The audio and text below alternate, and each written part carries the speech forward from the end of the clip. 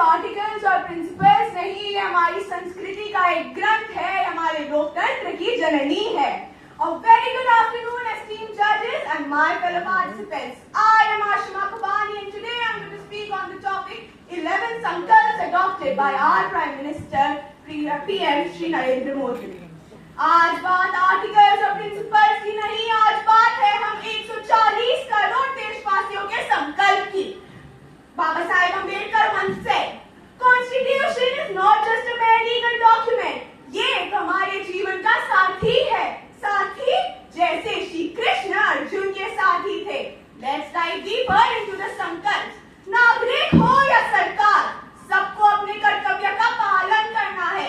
ये तो हमारे संविधान की खूबसूरती है कि एक झुकी झोपड़ी में रहने वाले से लेकर हमारे देश के प्रधानमंत्री तक सबकी राइट, सबकी ड्यूटीज इक्वल है।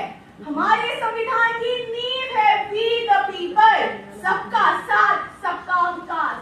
In अर्थशास्त्र, Kautilya said, it is the duty of the government to maximize the welfare of its people. इसलिए भारत में आज zero tolerance towards corruption की पॉलिसी है। अब भ्रष्टाचार को सामाजिक स्वीकारता नहीं मिलेगी। मुंह में राम, बगल में छुरी, इसी छुरी से हमारे संविधान के आर्टिकल्स और प्रिंसिपल्स की हत्या की गई। We considered India private जागीर। इसलिए आज हम देशवासी ये संकल्प लेते हैं, भारत संविधान के आर्टिकल्स और प्रिंसिपल्स का पालन करेंगे। भारत हमारी विरासत है और हमें इस पर गर्व होना चाहिए।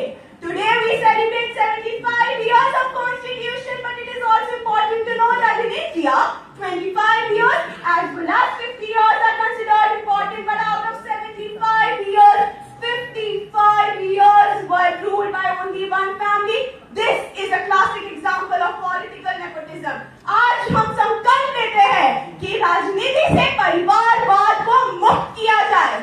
आपका धार्मिक ग्रंथ चाहे गीता हो या गुरु ग्रंथ साहिब, बाइबल हो या कुरान, इन्हें आपके दिल में रहना चाहिए, पर आपके दिमाग में केवल एक ग्रंथ रहना चाहिए, वो है हमारा संविधान।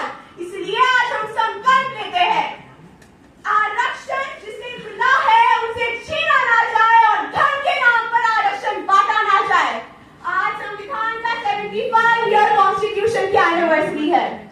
संविधान की खूबसूरती है कि आर्टिकल 14, 15, 16 हमारी महिलाओं को समान अधिकार देती है हर क्षेत्र में। हमारे संविधान लोकतंत्र की जननी है। जननी मतलब नारी, नारी मतलब नारी शक्ति। इस देश जिसे पुरुष प्रधान देश माना जाता है, मैं आज गर्व से कह सकती हूँ एक पुरुष ही है जिसने ये संकल्प दिया है कि नारी शक्ति को केवल भारत में नहीं पूरे विश्व में जागरूक करना है।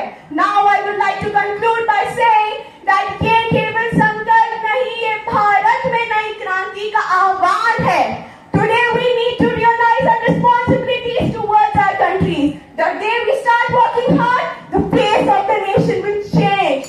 इसी मंत्र को लेकर आज हम 140 करोड़ देशवासी ये संकल्प लेते हैं कि भारत के नियमों का पालन करेंगे। जिस दिन भारत अपनी शताब्दी का जश्न मनाएगा तो केवल भारत नहीं, विकसित भारत कहलाएगा।